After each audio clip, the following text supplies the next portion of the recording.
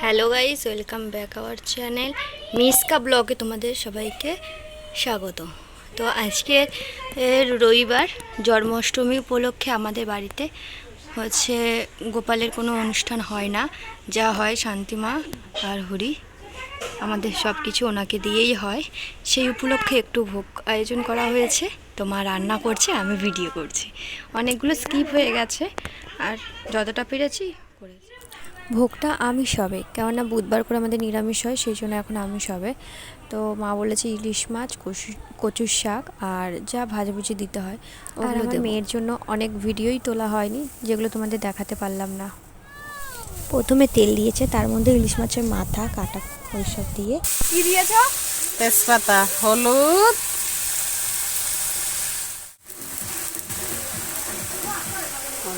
বাবা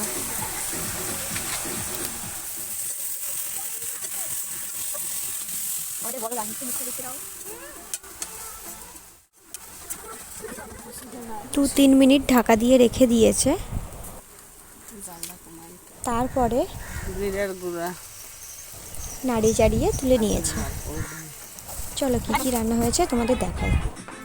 বেগুন ভাজা, আলু উচ্ছে ভাজা, কচু ভাজা, আর চাকচাক করে আলু ভেজেছে, আর ইলিশ মাছ ভাজা, আর ইলিশ মাছের ডিম ভাজা। ঠাকুরের ভোগের থালা আমি রেডি করে রেখেছি, মা ভোগ দিয়ে দেবে, আমি মেয়েকে খাওয়াতে যাব, তো তাই জন্য। ও হ্যাঁ, তোমাদের তো বলতেই ভুলে গেছি, মা কী করেছে, ওই থালা থেকে পাল্টে নিয়ে কাঁসার থালায় দিয়েছে।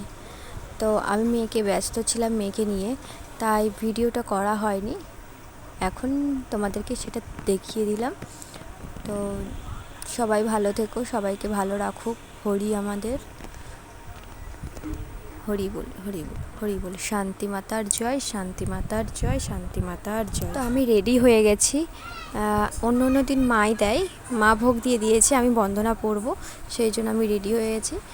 আর বাড়িতে কেউ নেই তেমন ভিডিও করার, তো এখানেই শেষ করছি। হরি বল, হরি বল, হরি বল।